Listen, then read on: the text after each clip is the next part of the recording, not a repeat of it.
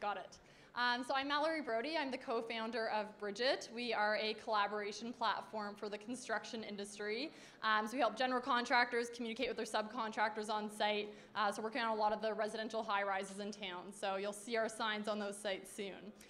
So today I'm going to talk to you about how we've used the Myers-Briggs test at Bridgit. So it's kind of an interesting thing that we've done since the very, very early days. And it came about because my business partner, Lauren, had done a lot of work with the Myers-Briggs test. And it was like month 2 of the company, and she comes to me and she's like, Mallorie, I would like to examine your personality. And I was like, I don't think I want to do that, because then you're not going to want to be my business partner anymore. And so she gives me this test, and I'm like, okay, kind of skeptical to do this. But I do it. I write the test. It takes an hour. And then sure enough, the results that I get were pretty much exactly what I had been expecting. So just to give you some background, growing up, my parents had called me Bulldozer.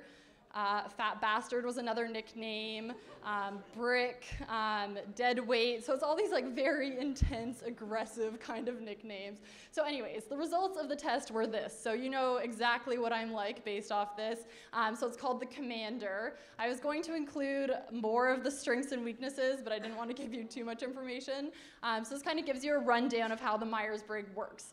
So essentially, it's 4 letters that you get. Everyone is made up of some combination of these 4 letters. Together, there's 16 personality types. You've probably encountered them all. Some are a little bit more enjoyable to encounter than others. I am probably one of the less enjoyable ones to encounter. So the way it works is every person is either an extrovert or an introvert. They're either a sensor or they work off intuition. They're a thinker or they're a feeler, they're a judger or a perceiver. So any combination of these traits makes up one of these 16 personalities. And it's really interesting to look at the way that this can make up a company, because usually if you look at your company and you do the test within the company, which is now what we've done, you kind of can get to know which personalities make sense for which positions at the company. So for instance, our customer experience manager is absolutely a feeler. She's the best person to relate to our customers. She has the best understanding of what emotions they might be feeling at what time. Whereas me as a thinker, I wouldn't have the same sort of empathy that she might with these customers. So it's really interesting to kind of do it with your team and figure out who kind of fits what.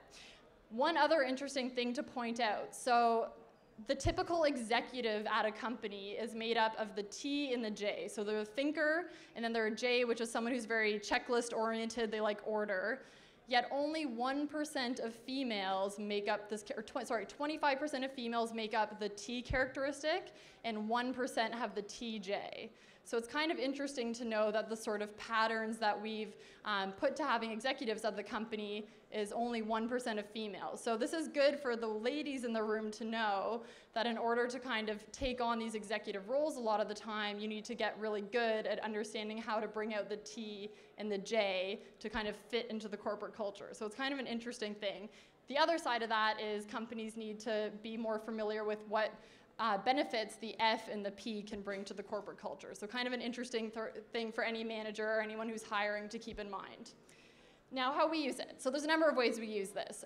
So we use it for the individual. So it's really good for everyone to be self-aware of what their personality type is like. So when they get into the office every day, they know what their strengths are, what their weaknesses are. They can take on projects that make sense for them to be working on. So for instance, I would never take on a project that requires a lot of detail, because I cannot deal with detail. I'm very big picture. I make mistakes.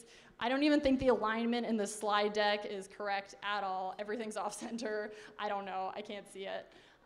Also on the one-on-one. So it's really good for me to know when I'm communicating with a feeler on the team that if I'm giving a piece of feedback to them, I can be a lot less harsh than I originally think I should be, because anything I say to them will be interpreted in probably a much more personal way than I would potentially even intend. So it's really important for managers to know when they're giving feedback to other team members how the person on their team will actually perceive that feedback, because you don't want anyone feeling upset when maybe that's not even what you meant. The last is a team. So we look at the team as a whole, and then as we're hiring new team members, we know exactly what gaps we have. So if everyone's big picture, that's not going to work. You need the detail people. You need people that can, not make mistakes on their PowerPoint decks. You need people that can, run the accounting of the company and the finance and that sort of thing. last. So other areas that we use this in that I think would potentially benefit your companies to use it as well are sales, overall customer experience. You can even use this with investor relations. Investors like different types of updates at different times, and then recruitment, as I mentioned. So this is sort of an interesting tool. There's lots of tools out there, but I just wanted to shed some light on how our company uses it at Bridgit. Our company uses it, and if you have any questions about it, we'd be happy to answer them. Thank you.